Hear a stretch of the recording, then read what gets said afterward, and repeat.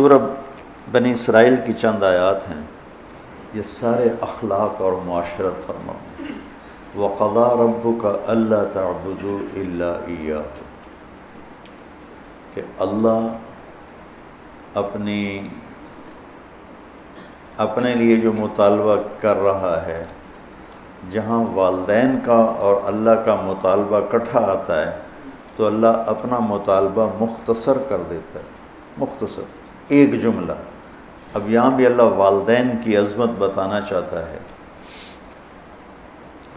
تو اپنا مطالبہ وَقَضَىٰ رَبُّكَ أَلَّا تَعْبُدُوا إِلَّا إِيَّاهُ، کہ اللہ نے یہ فیصلہ کیا ہے کہ تم صرف اللہ کی بندگی کرو۔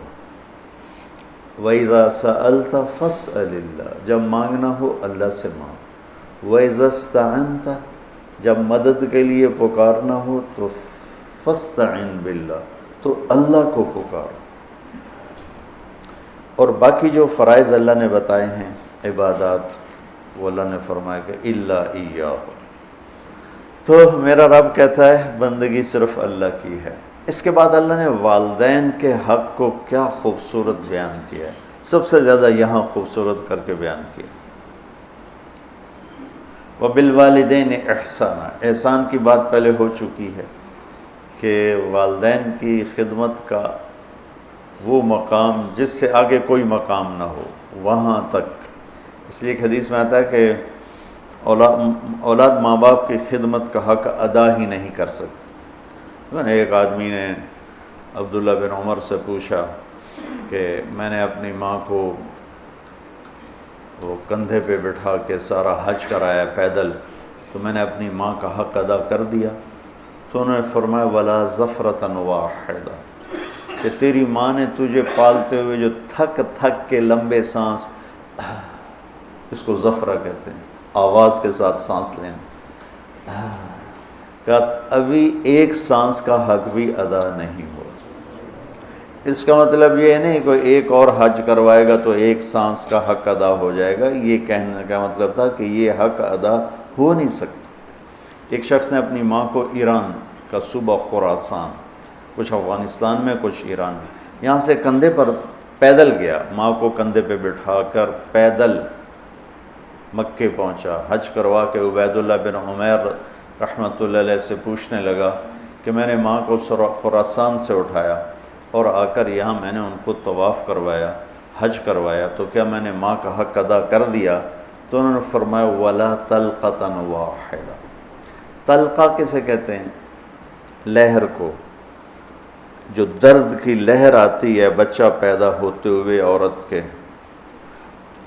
اندر، جو درد، ان لہروں سے بچہ حرکت کرتا ہے، باہر آتا ہے، وہ درد اتنا شدید ہوتا ہے کہ عورتوں کی چیخیں نکلتی ہیں، اور وہ بعض کا 2-2 گھنٹے وہ دردیں چلتی ہیں، کئیوں کو پورا دن چلتی ہیں، کئیوں کو 2-2 دن چلتی ہیں، مختلف ہیں حالات کے لحاظ سے۔ تو وہ جو ایک درد آ کے تھوڑا وقفہ آتا ہے، اس درد کو طلقہ عربی میں کہتے ہیں۔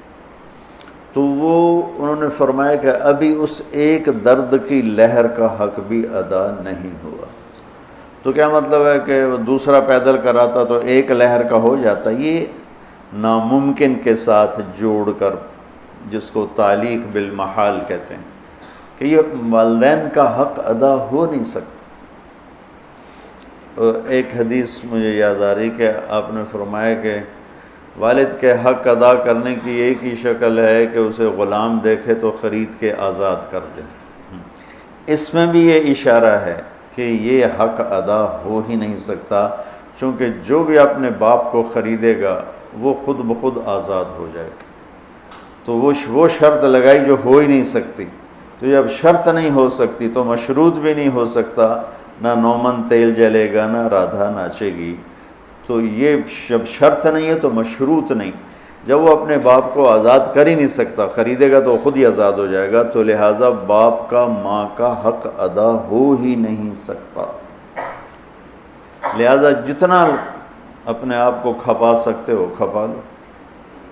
اما یبلغن عندک الکبر احدہما او کلاہما، اور خاص طور پر بڑھاپے کی عمر میں زیادہ محتاجی ہوتی اور زیادہ ماں باپ کو ضرورت ہوتی ہے، تو اللہ نے خاص طور پر اس عمر کا ذکر کر کے فرمایا کہ اما یبلغن عندک الکبر احدہما او کلاہما، جب یہ بڑھاپے میں آ جائیں، دونوں تیرے زندہ ہوں بڑی برکت ہے، ایک زندہ ہوں تو بھی بڑی برکت ہے، تو فلا تقل لہما اف ولا تنہرہما وقل لہما قولا کریما۔ کیا خوبصورت نصیحت کہ اپنے ماں باپ کا آگے بعض اوقات چڑھ کے بچہ کہتا یہ بھی اللہ تعالیٰ کہتا نہیں کرنی۔ آج کل کے ماں باپ بھی اولاد کے ہاتھوں ذلیل ہو رہے ہیں، دکھی ہو رہے ہیں، خاص طور پر زیادہ پڑھا لکھا طبقہ اور زیادہ ان پڑھ طبقہ دیہاتی۔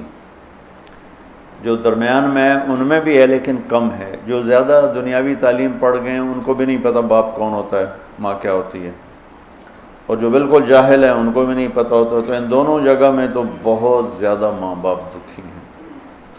اور بیچ میں کچھ ہے، شکر ہے اللہ کا جو نعمت ہے اس کا، ابھی بھی بہت اولادیں ہیں جو ماں باپ کے فرما بردار ہیں۔ اکثریت اس وقت ایسی ہو چکی ہے کہ ادنا صدیقہ و اقصی اباہ، باپ کو دھکا دیں گے دوست کو قریب کریں گے۔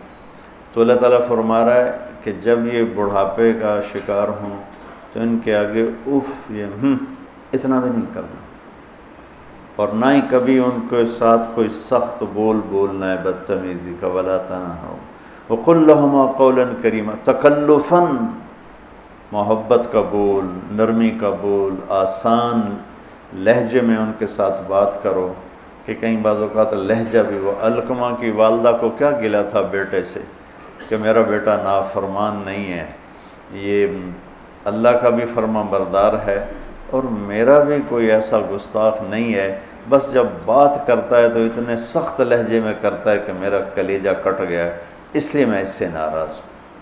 لہجے کی کاٹ آدمی کو مار دیتی ہے۔ وَاخْفِضْ لَهُمَا جَنَاحَ الذُّلِّ مِنَ الرَّحْمَةِ وَقُلْ رَبِّ ارْحَمْهُمَا كَمَا رَبَّيَانِي صَغِيرًا۔ ذل، کمزوری، پستی، جناح پر، یہ عربی محاورہ ہے جناح ذل، اور میں پہلے بھی شاید کبھی آپ لوگوں نے مجھ سے سنا ہو، اس آیت کو میں کسی تفسیر سے نہیں سمجھا ہوں۔ اپنے ماں باپ کے آگے ذلت کے پر بچھا دے، ذلت کے یعنی اپنے کمزور پر بچھا دے۔ ہمارے گاؤں کے قریب دریائے راوی بہتا تھا، اب تو بیچارہ کب کا مٹ مٹا گیا۔ تو دریاؤں کا کنارہ جنگل گھنا، سورج نظر نہیں آتا تھا، اتنا درخت ایسے ملے ہوتے تھے۔ تو ہم بالکل اوائل عمر میں ہم وہاں شکار کھیلنے جاتے تھے، سارے کزن مل کر، تو وہ ہم 7-8 ہم کزن ہو جاتے اور باقی نوکر ہوتے، اور وہاں جنگل میں ایک گاؤں تھا بوپڑیاں، وہاں ایک چاچا سردارہ رہتا تھا، ہمارے تایا جان کا دوست تھا، اس کے 2 کچے کوٹھے ہم جا کے قبضے میں لے لیتے، ایک میں سامان راشن نوکر اور دوسرے میں ہم کزنز بھائی وغیرہ ہم اس میں آتے تھے۔ تو ہم صبح نکلتے شکار کے لیے اور عصر کے بعد واپس آتے، تو 50-60 تیتر روزانہ ہی ہم مارتے تھے، بے شمار تیتر ہوتا تھا۔ پھر اس کو کسی کو بھون کر کسی کو پکا کر وہ ایک شغل ہو جاتا تھا، تیتر پکدے پہنتے، تیتر بھوندے پہنتے۔ وہ جو چاچا سر جنگل میں چلتے چلتے فجوہ کھلی جگہ آ جاتی تھی، اچھا بالکل پلین، کچھ بھی نہیں وہاں، اور دائیں بائیں اسی طرح گھنا جنگل، تو وہ جگہ ہوتی تھی شکار کی۔ چاچا سردارہ جو تھا مرحوم، وہ تیتری کی آواز نکال لیتا تھا، تو مادہ تے مذکر تھا، مردہ ہی مردہ، مادہ تے نر نے تو جانا ہی جانا۔ تو وہ چاچا وہ جھاڑیاں لے کر نا، جھاڑیوں کے وہ ٹہنیاں کاٹ کے کافی ساری، تو وہ میدان میں تھوڑا سا پیچھے ہو کے بیٹھ کے نا جھاڑیوں کے پیچھے بیٹھ کے تیتری کی آواز نکالتا، تو اس آواز پر نہ ایسے تیتر مست ہو کے نکلتے تھے، وہ ایسے جگہ بھر جاتی تھی۔ تو ہمارے پاس وہ بندوقیں ہوتی تھیں، کارتوس چھوٹا چھرا ہوتا تھا، تو ہم فائر مارتے تھے، ٹھا ٹھا ٹھا ٹھا ٹھا ٹھا، وہ اندھا دھند ہی فائر ہوتا تھا، تو کسی کو جس کی زندگی باقی ہوتی تھی اس کو نہیں لگتا تھا، وہ اڑ جاتا تھا، اور جنہوں نے ہمارے مقدر میں ہونا تھا ان کو لگ جاتی تھی، تو وہ یوں اوپر جا کے نیچے گرتے تھے ایسے، کسی کو بہت زور کا لگا تو وہیں گر جاتا، اور کسی کو ایسے سینے میں دل میں ایسا نہیں لگا، دائیں بائیں لگا تو تھوڑا اڑتا اور پھر گرتا، اور گر کے اس کے پر یوں ہو جاتے اور سر اس کا یوں ہو جاتا تھا، ایک طرف ٹانگیں ہو جاتی، ایک طرف اس کا سر ہو جاتا، ایک طرف اس کے بازو ہو جاتے، اس کے پر۔ میں اس آیت کو اس منظر سے سمجھا ہوں، جناح الذل من الرحمہ۔